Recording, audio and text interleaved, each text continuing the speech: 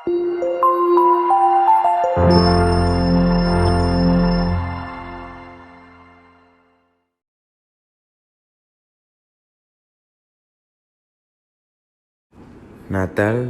adalah berarti sukacita bahwa Kristus mencintai dunia ini dengan segala isinya. Natal adalah peristiwa cinta yang menggerakkan setiap orang untuk membangun persaudaraan dan komitmen menjadi berkat di tahun anugerah yang baru. Karena itu, mari berkomitmen untuk menjadi berkat. Untuk memulai ibadat pada pagi hari ini, saya menjemput Bapak Ibu semua untuk bangkit berdiri. Kita akan masuk dalam liturgi. Saudara-saudari yang terkasih, Natal adalah perayaan cinta kasih Allah. Melalui Yesus Kristus, Sang Bayi Natal Allah telah hadir di tengah dunia, membawa terang dan pengharapan, serta semangat di tahun baru untuk berkarya.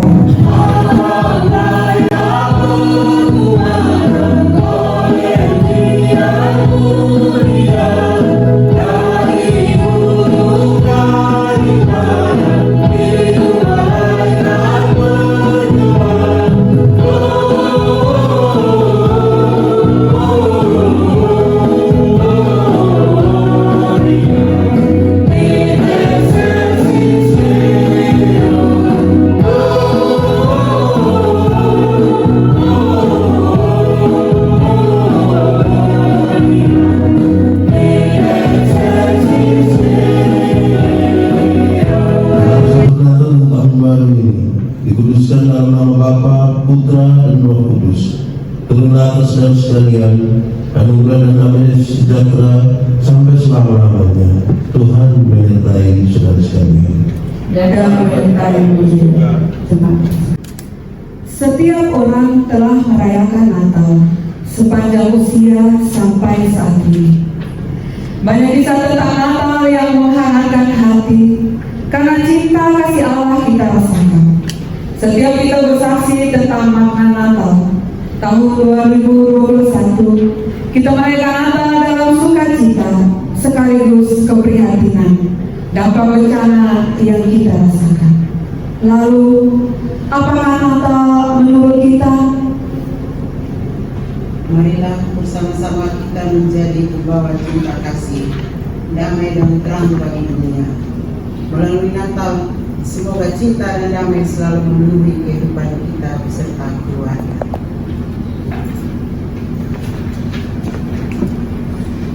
Tidak ada waktu yang lebih baik daripada sekarang. Melalui Natal ini, mari kita mendedikasikan diri pada asas-asas yang diajarkan oleh Yesus Kristus. Ini adalah waktu untuk mencintai Tuhan dengan segenap hati kita dan sesama kita sebagai diri kita sendiri. Jadikanlah Natal sebagai momen untuk lebih menghargai waktu yang kita miliki agar dapat berbuat lebih baik. Tahun ini memang penuh kekalutan, tetapi Natal menjadi pengingat bahwa Tuhan selalu melimpahkan kasih-Nya dalam kehidupan. Natal membawa damai, sukacita, pengharapan dan berkat yang berkelimpahan selalu menyertai keluarga dan pekerjaan kita sekalian. Selamat Natal. Marilah dalam kerendahan hati kita mengaku dosa kita. Dalam kesempatan Natal dan tahun baru saat ini, terbesit pengakuan bahwa sering nyanyian yang kami sampaikan melalui mulut kami tidak sepenuhnya hidup dalam kehidupan kami. Kami meragukan damai-Mu saat kami ada dalam tantangan. Kami sering mengabaikan kasih-Mu saat berinteraksi dengan sesama dan alam. Karena itu kami mohon, Ampuni kami Tuhan. Kita Natal berdoa. Bangsa yang berjalan dalam kegelapan telah melihat terang yang besar. Mereka yang diam di negeri kekelaman atasnya, terang telah bersinar.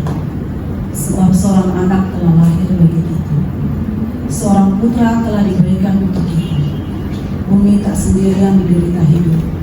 Sungguh Allah bersama kita.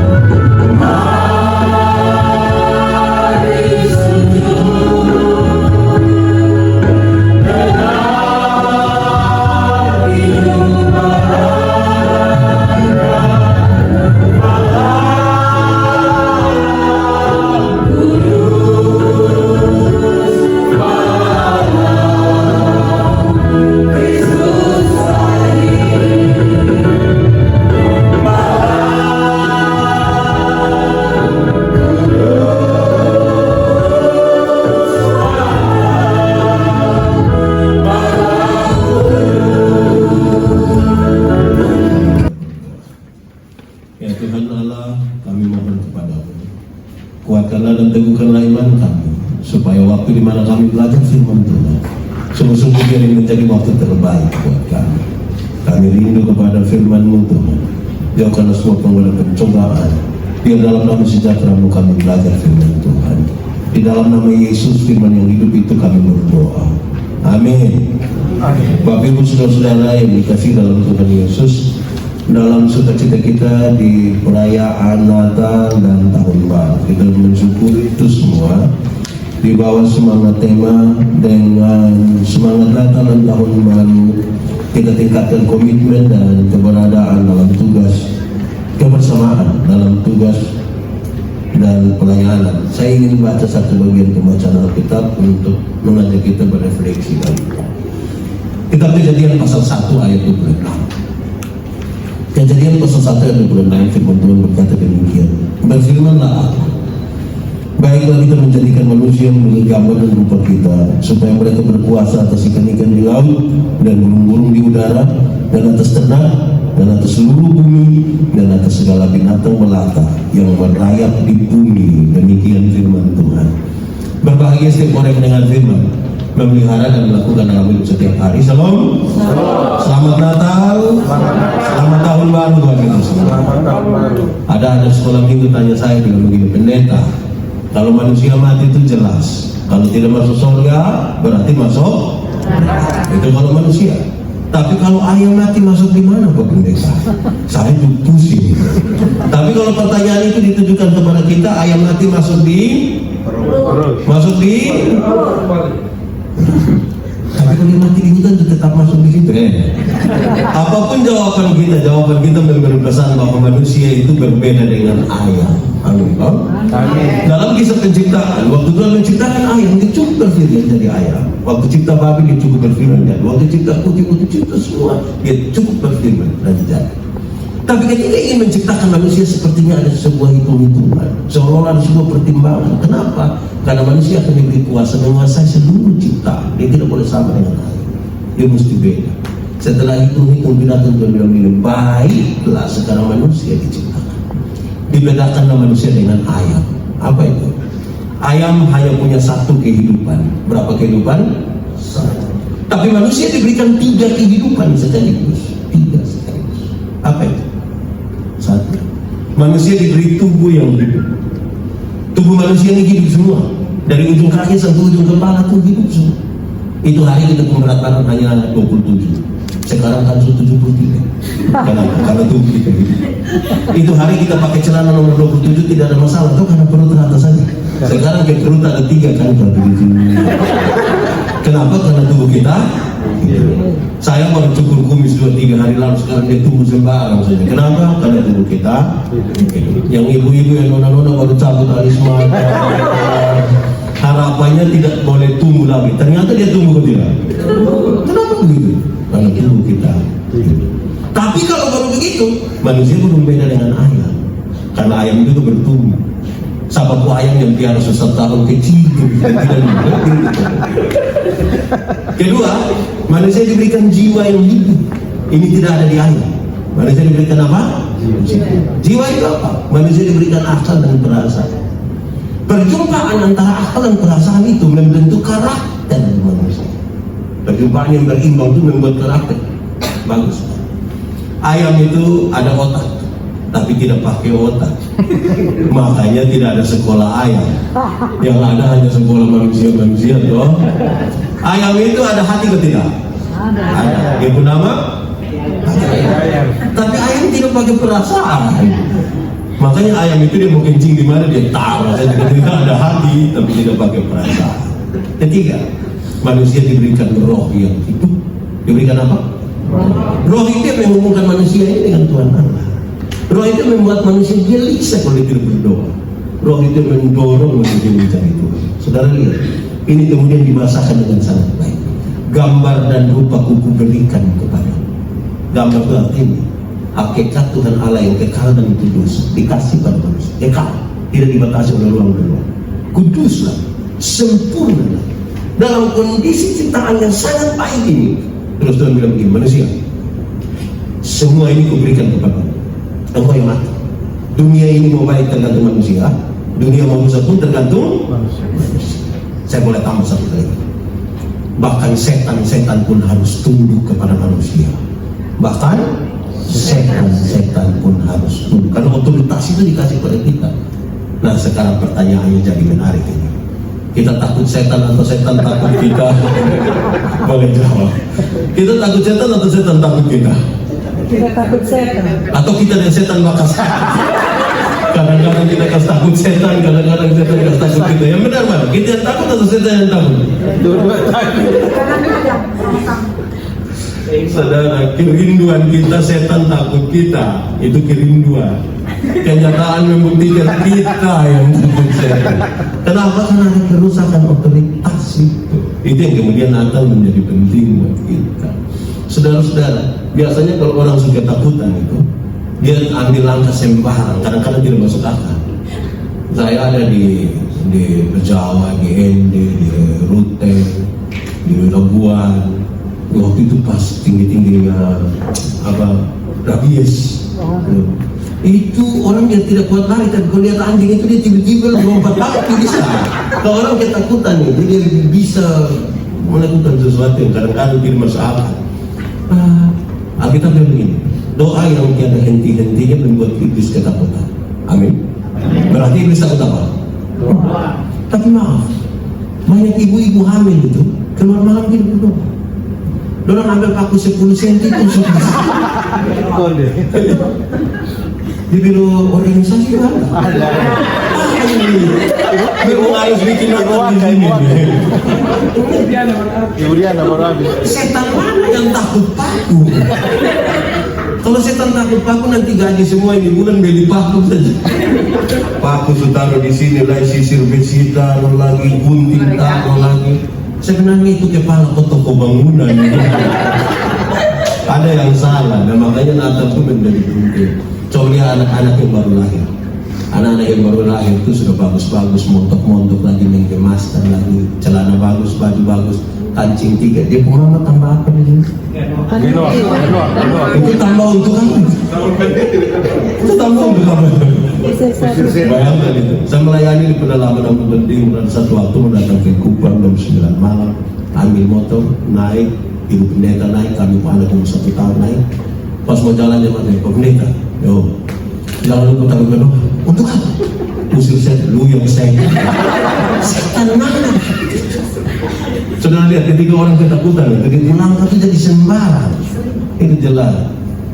Satu hari minggu kedua bulan Desember kami ada di gereja, hujan belum turun. takut kekeringan di tahun berikutnya. Terus dengan beberapa orang sedang hujan belum turun ya, udah bilang proyek Pak, proyek. Jadi saya heran apa hubungan antara hujan dan proyek.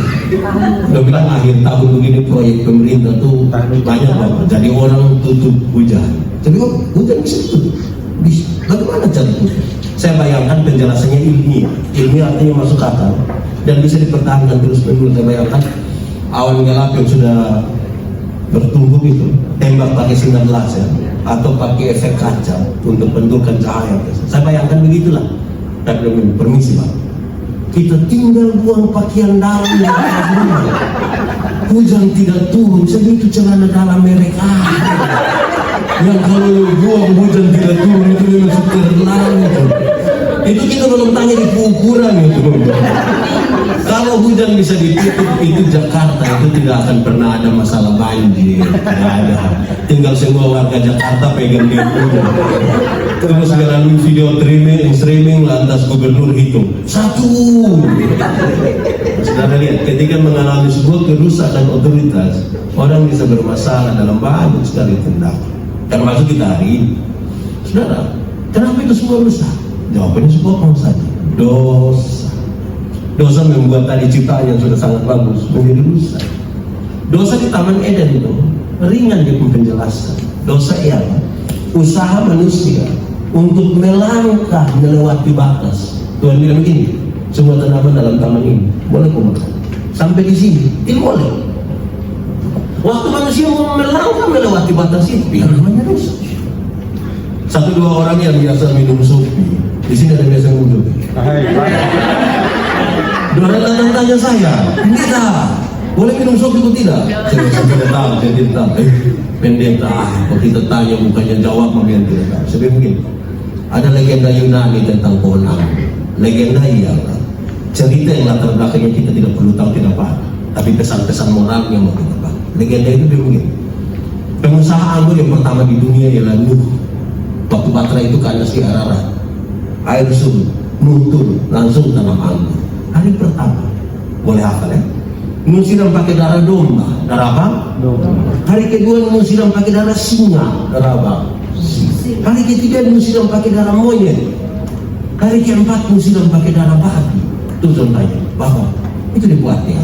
Nuh bilang begini, kalau kau minum 1 seloki, tadi pakai darah apa? Domba. Kamu akan tulus seperti anak domba. Dan itu tempat minummu di perjamuan kudus. Perbuatlah ini menjadi peringatan akan aku. Kalau berapa seloki? 1. Kalau kau minum 2 seloki, tadi pakai darah apa? Singa. Dan kau akan kuat seperti singa. Dan itu tempat minummu di pinggir kebun. Lihat orang tua dulu itu kalau masuk tofa kebun dan 2 seloki dulu. Di tofa keluar 2 seloki lagi. Kalau berapa seloki? 2. Kalau kau minum 3 seloki, tadi pakai darah apa? Oh, itu tempat minumnya di atas pohon. Lebih banyak di bunga yang tua. Itu belum minum miskin bang. Tapi kalau 3 seloki dia bilang ambil tahan. Di 3 seloki itu cerita tinggi bang. Suara tinggi, isinya juga tinggi. Dan saudara tahu banyak istri kena pukul dia 3 seloki. Di sini ada suami-suami yang biasa pukul istri, kan? Nah itu dia pasti 3 seloki. Atau ibu-ibu yang biasa kena pukul dari suami, coba angkat tangan dan coba berani angkat tangan pulang kena pukul lagi. Kalau kau minum 4 seloki, tadi pakai darah apa? Babi. Permisi minta maaf, lihat babi itu makan di mana, tidur di situ, buka di situ, buang air, semua di situ. Tuan tanya, jadi bapak kita berapa seloki? Pilih sendiri. Saya mau tanya kita, minum air susu itu baik tidak? Minum air susu baik tidak? Baik, kalau 1 gelas. Tapi coba minum air susu 1 ember. Bisa gila. Kalau air susu yang baik saja melewati batas bisa masalah, apalagi sopi. Saya tidak tahu yang di biro organisasi biasa berapa seloki. Pak pendeta kami 1 seloki sama apa, tapi ulang-ulang. Nah saudara lihat, ketika manusia melangkah melewati batas itu, lantas tiba-tiba terjadi dosa. Bagaimana tubuh, jiwa, roh untuk kepentingan kita memberi jawab terhadap teknologi. Tubuh yang terkontaminasi dosa itu mengalami dua pergeseran. Pertama, tubuh yang terkontaminasi dosa hari itu melecehkan perempuan. Anak, kenapa kau makan ini? Dia bilang itu perempuan yang Tuhan kasih itu yang bikin masalah. Ini kalimat yang sangat berbeda ketika pertama kali Adam melihat Hawa. Waktu dia baru pertama kali melihat Hawa, dia bilang begini, dialah tulang dari tulangku, daging dari dagingku. Itu waktu belum jatuh dalam dosa. Waktu jatuh dalam dosa, dia bilang perempuan sumber masalah, perempuan racun dunia. Bayang kalau racun dunia begini banyak.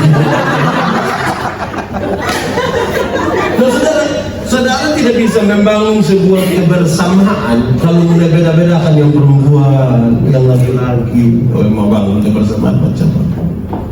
Tidak bisa. Saudara pernah dengar tuh, tidak orang bilang begini, kamu perempuan di sekolah tinggi-tinggi itu sama, bulan datang masuk ay, kayak apa itu kita bermasalah dengan dosa. Ya, kalau kita anggap perempuan sesungguhnya kita bermasalah dengan proses.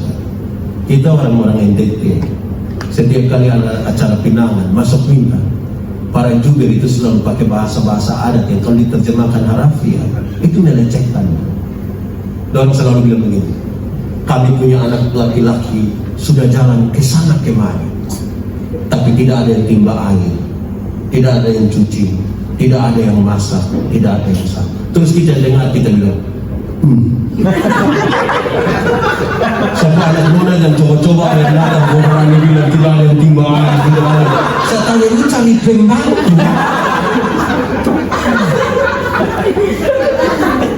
Tuhan ini cipta perempuan itu sebagai penolong. Kalau orang tolong kita minimal terima kasih lah.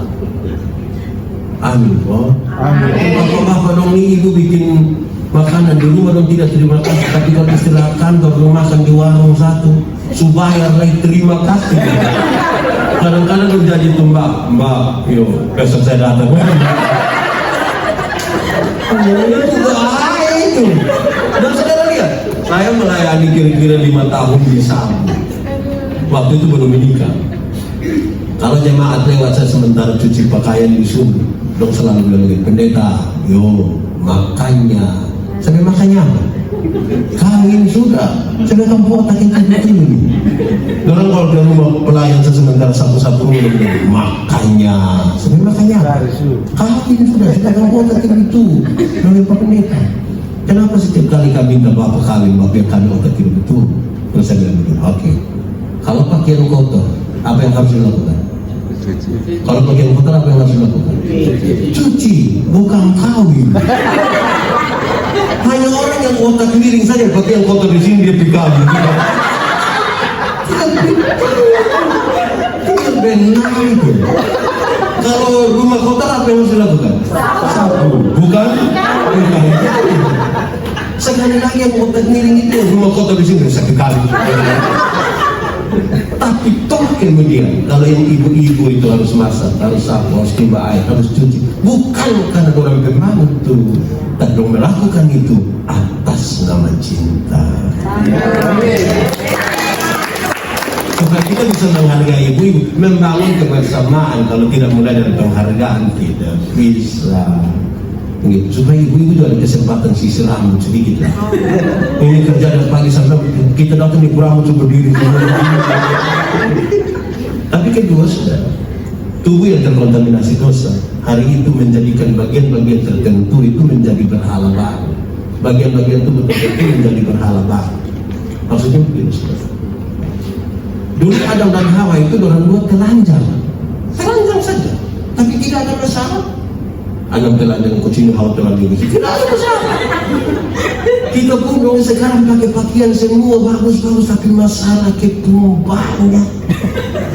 Entah kenapa? Karena bagian-bagian tubuh tertentu ini menjadi berhala baru. Saya pakai contoh saja. Kalau saudara nonton iklan kecantikan kulit di televisi, seluruh iklan kecantikan kulit di televisi mengarahkan saya dan saudara untuk mengambil kesimpulan seolah-olah Kalau orang kulit putih itu lebih baik dari kulit hitam. Seolah-olah. Jadi kalau orang kulit putih itu dirasa kayak lebih baik. Akhirnya kalau yang kulit putih berdiri di depan, yang kulit hitam itu macam gini sebagaimana begitu. Dia akan memperhatikan. Ada lagu dulu bilang begini, biarlah yang hitam jangan harapkan pakai oker juga tidak bisa. Saudara pakai pemutih itu baik, tapi yang di muka sah. Leher di bawah gelap lah. Kalau saudara ikut semua iklan kecantikan rambut di televisi, seluruh iklan kecantikan rambut di televisi mengarahkan kita untuk ambil kesimpulan seolah-olah kalau orang rambut lurus itu lebih baik dari rambut keriting. Seolah-olah begitu. Saya protes, saya berkhutbah dalam banyak sekali acara mendorong budaya positif pada kita. Saya bilang begini, di hari kasih sayang ini yang paling akan menikmati belayan seorang suami adalah mereka yang rambut keriting, bukannya rambut lurus. Bisa gitu makanya, yang rambut lurus itu mungkin karena lurus licin ya, kita karena itu terlalu enak. Mungkin karena lurus tidak sayang, tidak dapat itu tidak sayang. Yang keriting itu kalau dibelayan menarik, sasa sayang.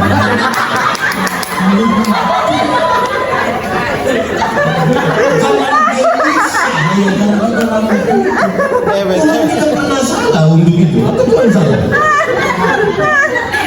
Kita salah. Amin, Bang. Saudara, jalankan itu. Kadang-kadang berat badan saja di berhala baru, berat badan. Seolah-olah seorang perempuan cantik itu harus tinggi 170, berat badan harus 48 kg. Akhirnya banyak ibu-ibu tidak makan malam. Orang hanya telan luda malam. Nanti asam lambung naik baru bilang dalam nama Yesus. Di biro organisasi apa ya? Kalau ibu dua orang gemuk duduk sama-sama begini, terus ada yang gemuk satu lewat di situ, coba dengar untuk bercanda. Satu akan begini, saya dan dia satu lagi.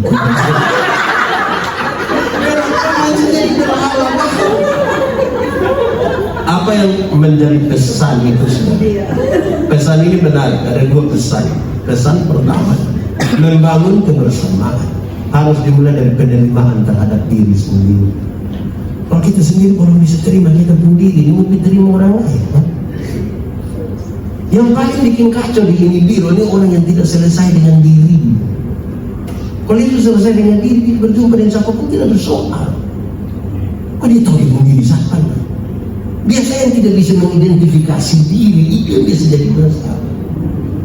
Pusing mencari perhatian sana sini. Di sini juga ada. Tapi yang paham apa dong? Itu bahaya. Saudara, seberapa pengaruhnya itu saudara? Pengaruhnya sangat kuat. Di mana pengaruhnya kuat? Kita kemudian mengambil kesimpulan-kesimpulan yang bermasalah. Ada satu orang timur bodoh, lantas kita semua ramai-ramai dia dasar timur kau. Dasar timur semur kami semua kena masalah. Ada satu orang rote ngomong putar-putar. Kita bilang otak apa? Kalau ketemu orang rote yang ular di hutan di mana? Saudara yang ngomong, saya hanya tanya, ini ada yang video, saya tidak bertanggung jawab. Saudara lihat kita punya cara menarik kesimpulan. Kalau jam 12:30 hari ada laki-laki dewasa jalan bawa ayam jantan satu, dia orang mana? Langsung tahu. Saudara lihat sekarang, apa yang saya katakan? Kita ini banyak yang tidak ingin menerima keadaan dirinya. Banyak orang timur tidak ingin jadi orang timur, mereka ingin jadi orang barat. Tidak bisa jadi orang Eropa yang ingin jadi Amerasi Barat, Manggarai Barat, Pantar Barat. Terima dulu. Saya senang, mungkin dari hari-hari Kamis juga ya. Nah, saudara pakai pakaian motif begini, bagus. NTT itu kaya. Ini Pendun kan tidak sekolah, mereka terbidak betul-betul belajar dari filosofi dan kemudian mereka tidak melakukannya. Tapi berapa banyak generasi milenial yang suka pakai begini? Ada berapa banyak orang yang suka pakai begini? Ini saya kira saudara pakai itu mungkin karena pintar juga. Orang-orang pakai begini tidak seribet sekali, padahal identitas ini.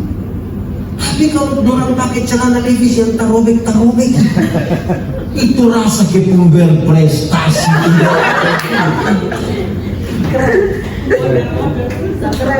Semakin ke Korea, itu dirasa makin menjadi manusia. Nah ini kita terus. Saya Korea Pak, ya, Kolbano area. Selatan. Jadi nanti kita sendiri. Jangan malu tuh. Waktu dia mencipta saya kan tidak tahu.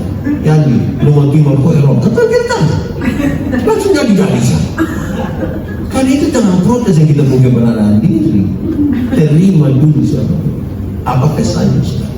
Kalau di ini kantor, kalau di ini biro, masih ada suku-suku tertentu yang ingin mendominasi semua orang, yang masih menganggap orang lain suku lebih rendah daripada suku. Dia bermasalah dengan dosa. Nakal ini menjadi penting bagi dia supaya berefleksi. Dan kita tidak pernah menjadi Timur, Lote, Sagu, Alor, Sumber, Sumatera, Jawa, Makassar, Manado, Medan, Batak, Tengah. Kita tidak pernah. Kita tidak. Jadi kalau ada orang tertentu yang merasa lebih baik dari orang lain, kita maaf, dia terkontaminasi terus.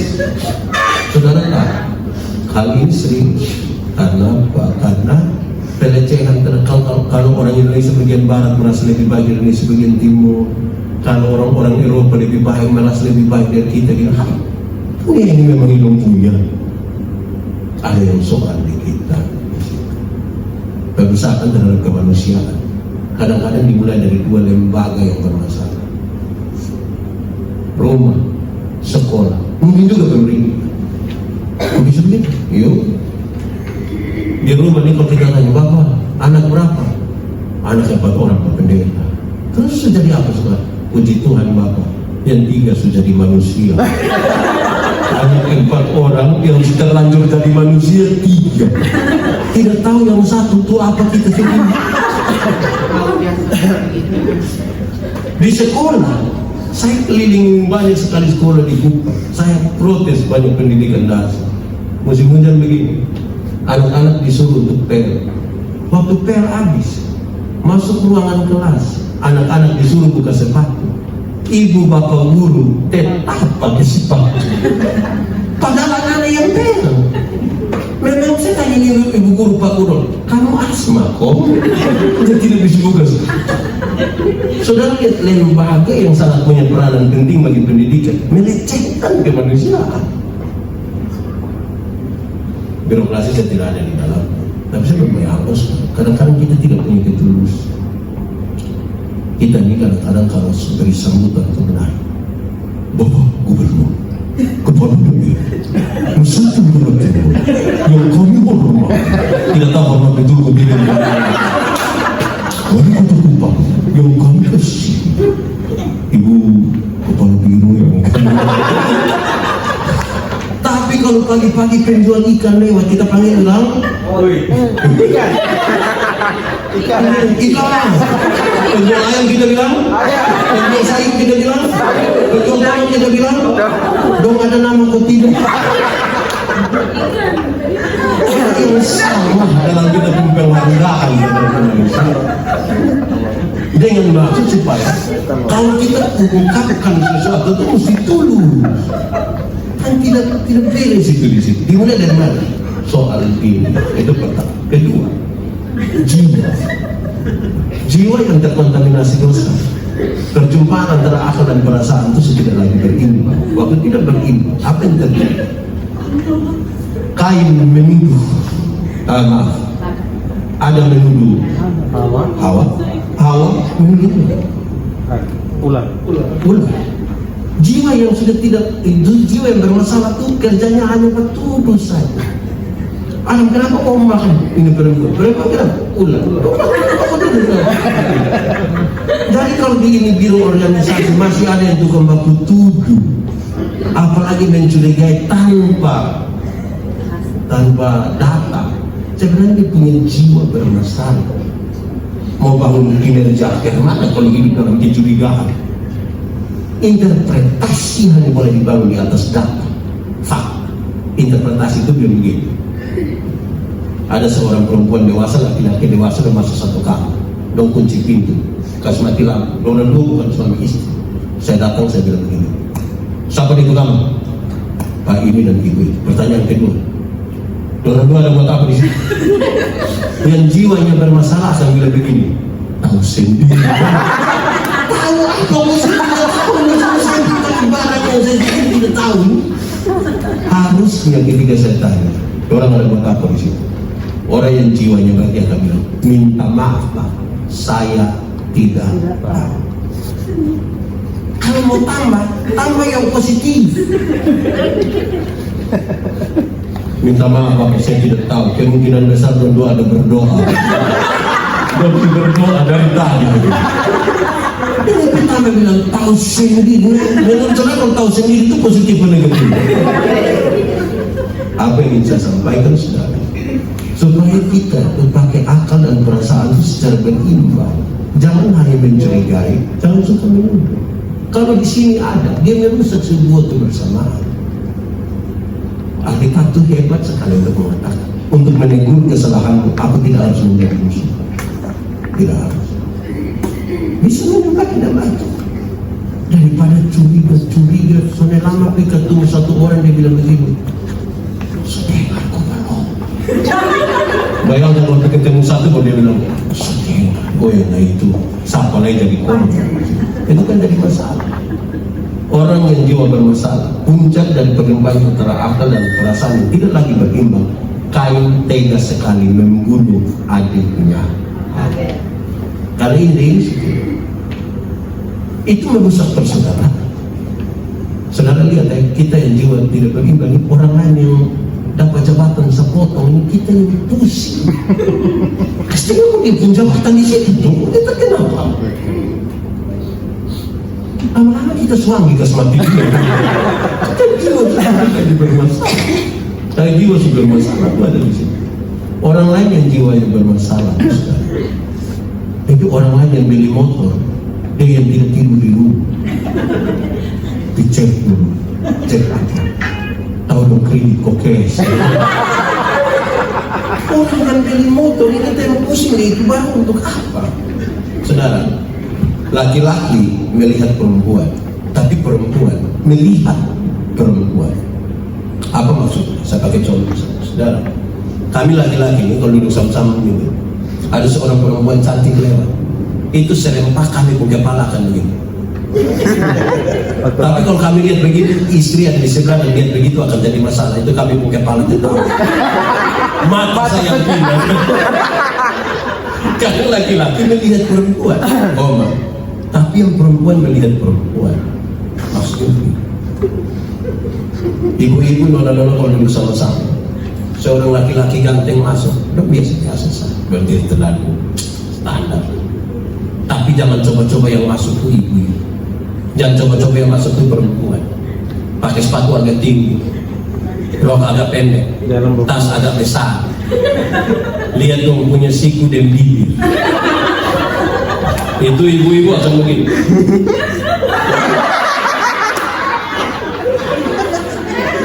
Kadang-kadang 3, 1, 2. Di biro organisasi ada yang begitu.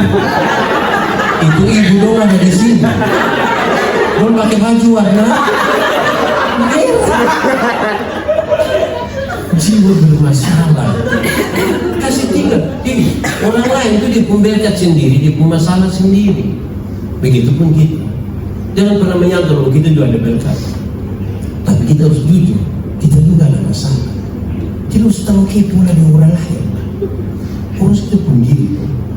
Ada satu kata dalam bahasa Indonesia, dia hanya satu kata. Tapi kalau kita ucap dan cara ucap yang beda, dia pun arti bisa beda. Dan itu menunjukkan karakter. Saya kasih contoh itu kata yang kata cocok. Coba saya ucap dengan cara ucap yang beda. Saudara coba angkat dengan beda. Kalau saya bilang begini, cocok.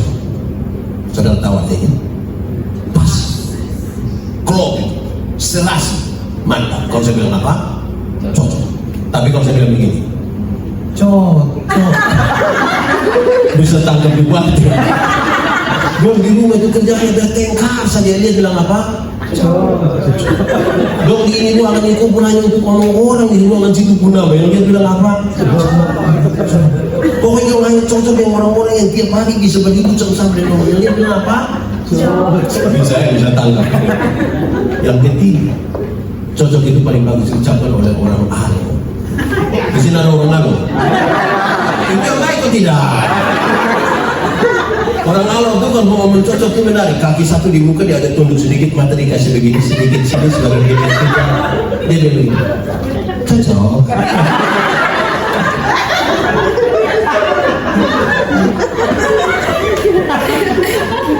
Ini hal penting, saudara. Kenapa? Karena kalau kita bekerja dengan orang yang pikiran dan perasaannya sudah tidak lagi berimbang, hanya dua, dia akan terlalu mengedepankan rasio atau dia terlalu menggunakan perasaan. Orang kalau terlalu banyak perasaan sangat susah. Saudara bayangkan kalau ada orang yang kita hormati sekali, duduk sama-sama kita, terus ada kotoran yang dia hidung. Saudara pernah kasih tahu dia? Papa, ada permisi. Tidak bisa hanya pakai perasaan. Hidup juga tidak bisa hanya pakai pikir. Harus ada pikir. Kalau tidak bisa. Ini kan banyak pegawai, ini kan mau atasan itu mengerti dong. Namanya kita lagi keluarga tuh. Nah atasan ini duduk pimpinan ini dong juga bertanggung jawab di atas lain. Nah kalau masing-masing hanya butuh perasaan untuk dia mengerti, bukan hanya perempuan yang ingin mengerti, ini mengerti.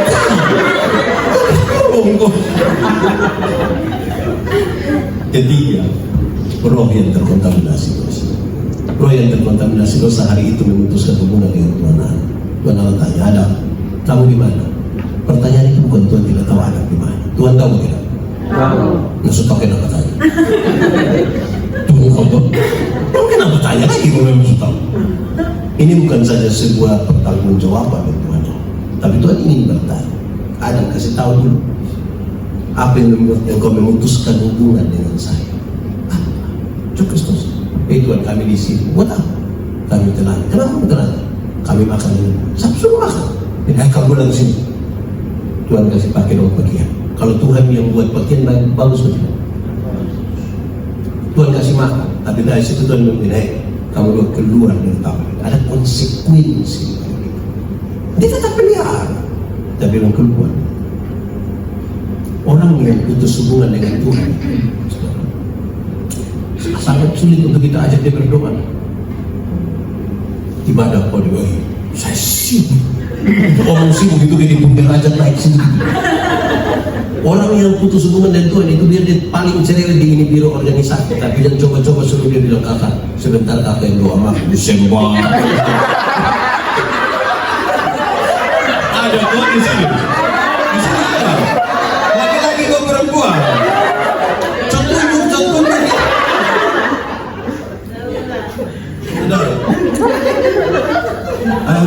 Saya disapu, saya tanya di sekolah minggu, apa beda orang hidup dan orang mati? Lalu jawabannya, tapi salah satu itu begitu. Orang hidup bisa pergi gereja, Pak, tapi orang mati tidak bisa pergi gereja. Betul? Betul. Tidak ada orang yang sudah mati pas hari minggu dia bilang, bahwa saya tidak. Terus saya bilang, kamu ngomongin betul. Kenapa, Pak?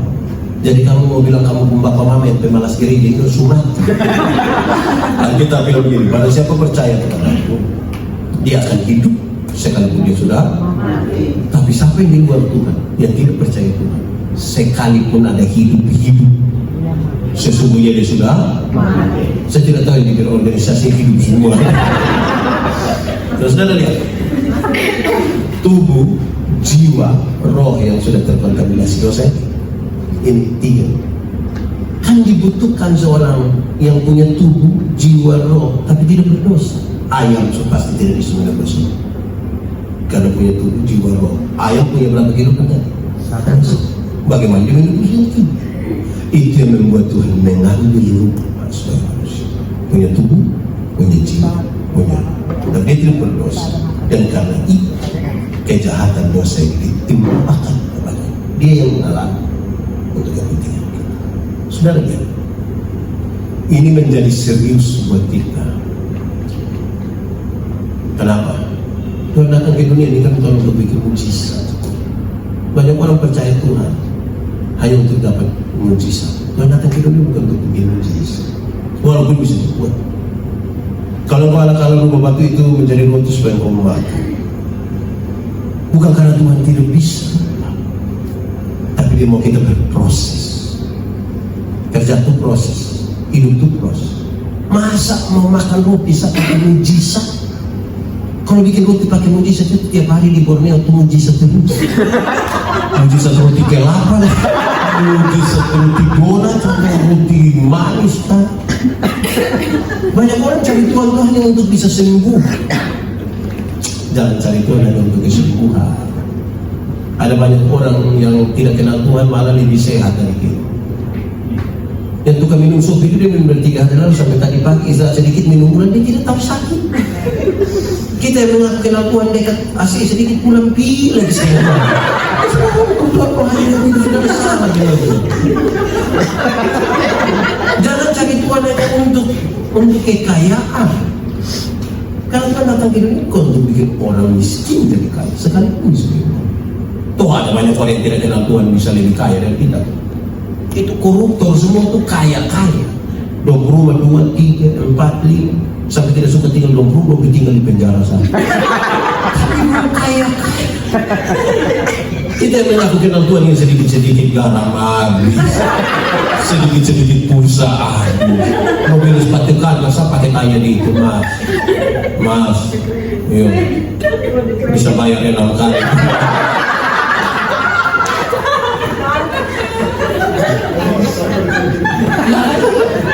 Cocok kok di sini.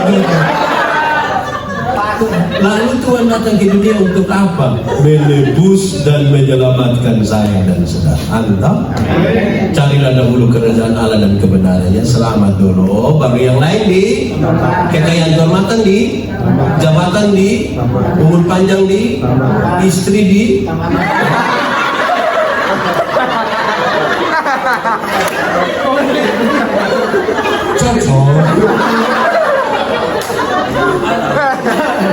Ngomong istri tau makan ibu-ibu muka merah.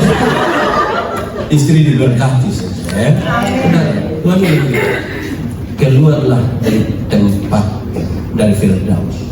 Makanya kepada penjahat yang begitu, Yesus, ingat aku kalau kau datang sebagai raja. Tuhan Yesus begitu. Hari ini aku bersama-sama tamu di dalam Firdaus. Hari ini juga aku membawa kamu masuk kembali ke dalam inti kehidupan. Itu berarti inti kehidupan bukan pada pakaian, bukan pada makan.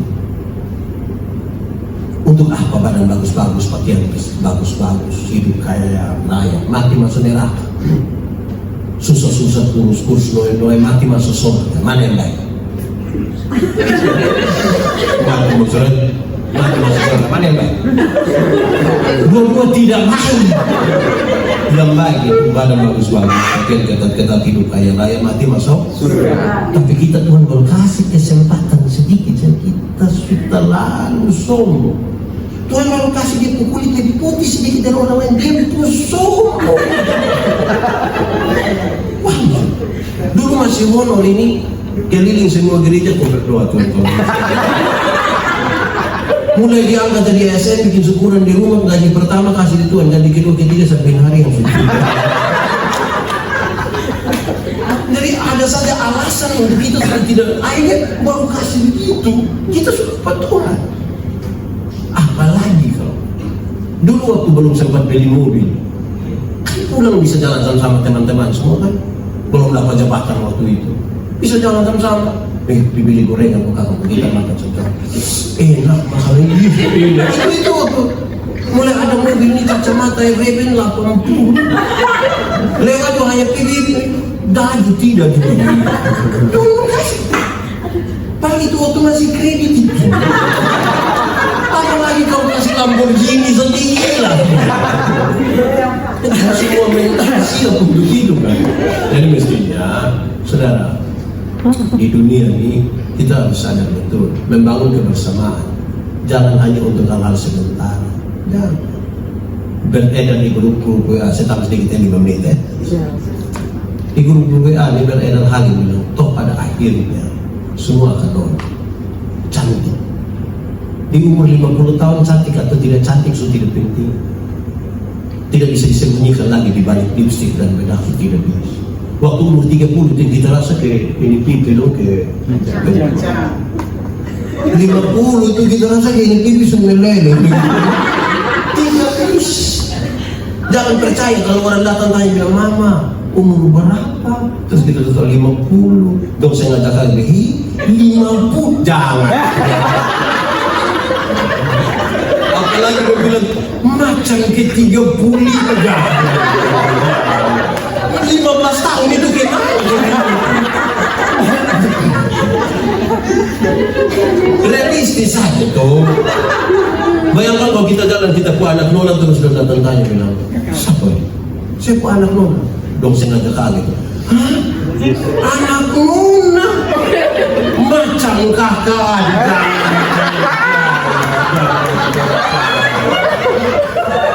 Masa anak dia mama ke kakak adik itu hanya 2 kemungkinan.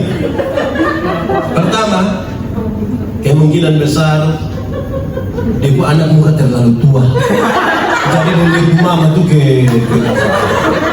Atau yang kedua, dia mama kawin terlalu muda, 8 tahun suka. Jadi dia anak itu kakak.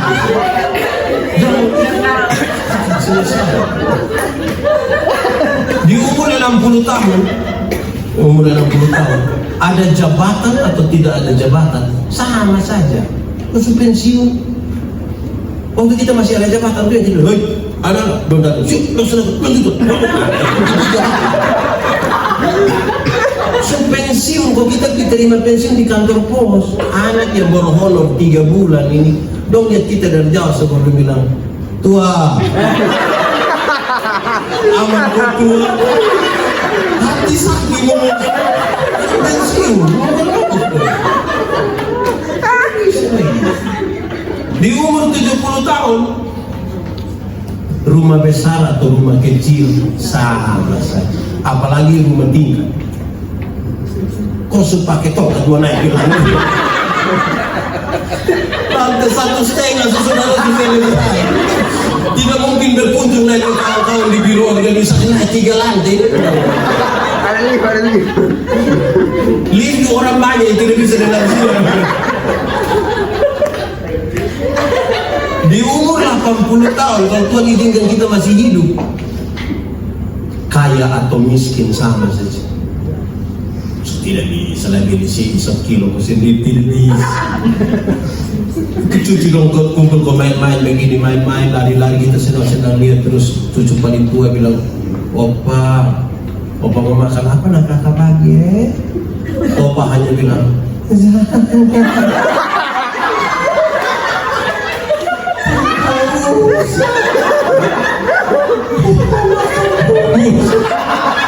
paling hanya begitu saudara. Kebersamaan itu saudara, kalau sadar bahwa kita semua ini kita saling butuh satu dengan lain. Tidak boleh ada yang bikin diri inti di ini biru. Di sini ada yang biasa bikin diri inti. Biasa-biasa satu bersyukur tugas kita kerja ini atau pekerja. Yang staff dong jangan bikin kepimpinan lah. Biasa-biasa.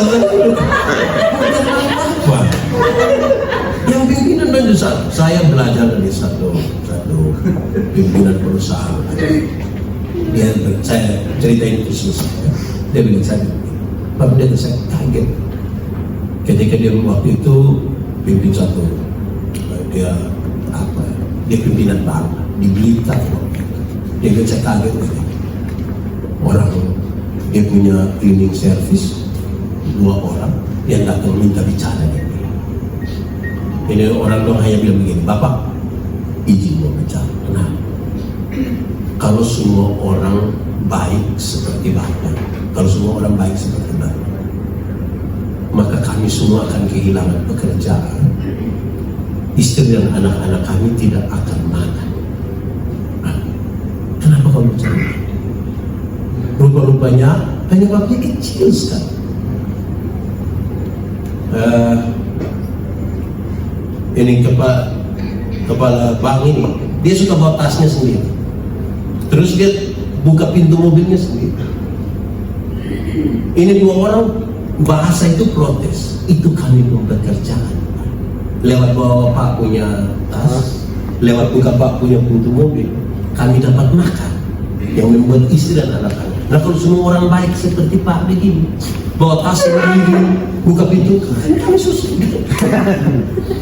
Terus dia bilang, oke, kalau begitu saya sadar, tapi saya mau kasih tahu. Ingat, kalau kamu bawa saya tas, kalau kamu buka saya pintu mobil, bukan karena saya lebih hebat dari kamu, tapi kan kita mau menjalankan tanggung jawab kita. Bisa tangkap sesuatu di sini, Tuhan memberkati kita. Amin.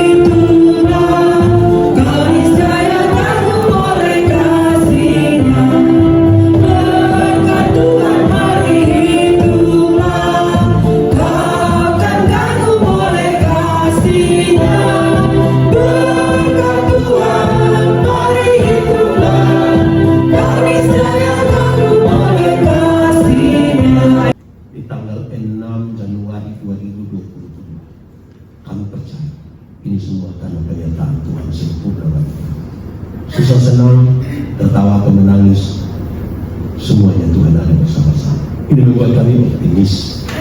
Kami akan melalui tahun 2022 dalam pimpinan dan penyelenggaraan Tuhan. Kami percaya tidak ada kebetulan di dalam nama Tuhan. Termasuk hari ini ketika keluarga besar berorganisasi merayakan atau mensyukuri Natal dan tahun baru ini. Kami berdoa supaya kasih Tuhan mengikuti mereka semua. Siapapun mereka dalam menjalankan apapun di sini. Kalau mereka bekerja, biar mereka bekerja seperti untuk Tuhan dan untuk manusia. Biar dari pekerjaan itu mereka tahu bahwa melalui pekerjaan ini Tuhan membayar hidup mereka dan keluarga mereka. Ajar mereka bertanggung jawab. Ajar mereka untuk mengingat akan Tuhan dan orang-orang yang terkasih. Terima kasih banyak ya Bapak. Menyelesaikan tahun 2021 dalam seluruh tantangan dalam pekerjaan di sini, memulai lagi tahun 2022. Kami tidak tahu apa yang akan menjadi tantangan lagi, tetapi biarlah Tuhan yang akan menuntun dan menyertai kami semua. Kami mohonkan kesehatan, kebaikan, sukacita, dan sejahtera, kebahagiaan. Berkat-berkat jasmani, berkat-berkat rohani, Tuhan berikan. Kalau hari ini kami sehat saja itu sudah cukup bagi kami. Apalagi ditambah berbagai berkat yang kalau kami cukup, kami tidak mampu begitu bersama. Kami dalam hubungan kami pribadi lepas pribadi, kami taruh di dalam tangan kasih Tuhan. Tuhan dalam jalan kami sendiri. Secara khusus hari ini Tuhan, kami berdoa untuk Pak Siman Halesi. Hamba-Mu sedang sakit. Apapun keadaannya, kami Allah Kau dokter yang percaya. Tuhan tolonglah, berikan kesembuhan dan jamaah dia. Istirahat, makan minum, tindakan hidup, atau obat penawar yang digunakan. Tuhan pakai itu semua. Atau dengan caramu yang luar biasa, Tuhan tolong sembuhkan. Biarlah penyembuhan ini kemudian akan menjadi sesuatu yang menjadi siara dalam perjalanan di mana mau bersama-sama dengan itu. Kami percaya Tuhan tolong. Terima kasih Tuhan. Serta dan berkati kami. Acara ini terselenggara oleh karena 1-2 orang memberi diri mereka, perhatian mereka, bahkan kami semua yang mengambil bagian di dalam. Terima kasih banyak. akhirnya semua yang kami lakukan ini semuanya kami persembahkan untuk hormat, untuk kemuliaan bagi nama Tuhan. Dan pujilah Allah di dalam nama Yesus kami berdoa. Amin. Amin.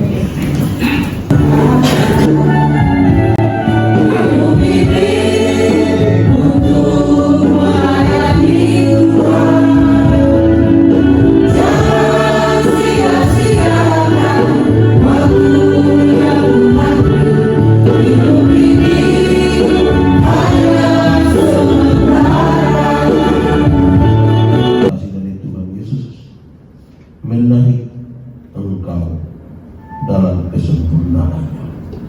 Kuasa dari Tuhan Yesus menguatkan engkau untuk melayani.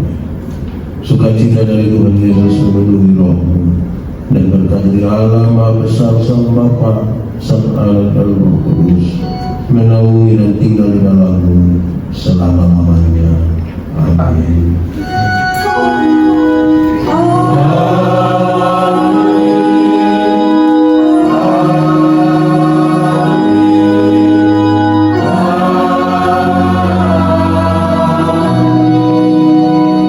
Ibadah selesai, 1, 2, 3. Selamat Natal, selamat tahun baru.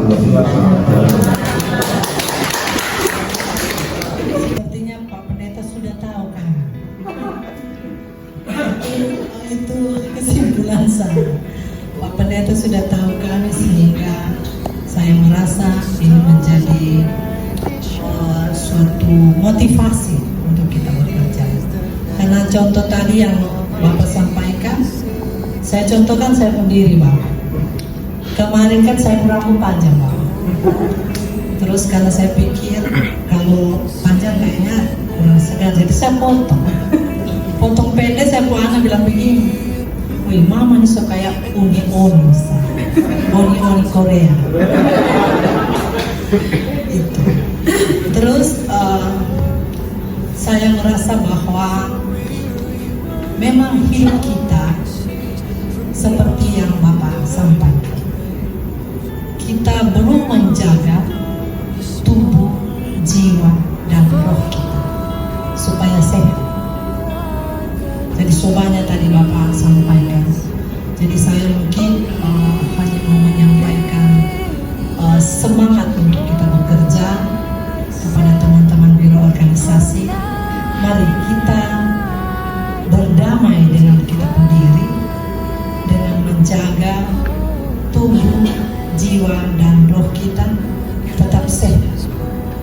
Akhirnya, saudara-saudaraku, bersukacitalah, usahakanlah dirimu supaya sempurna. Peliharalah kasih persaudaraan yang tulus, ikhlas di antara kamu. Selamat Natal dan Tahun Baru. Tuhan Yesus memberkati.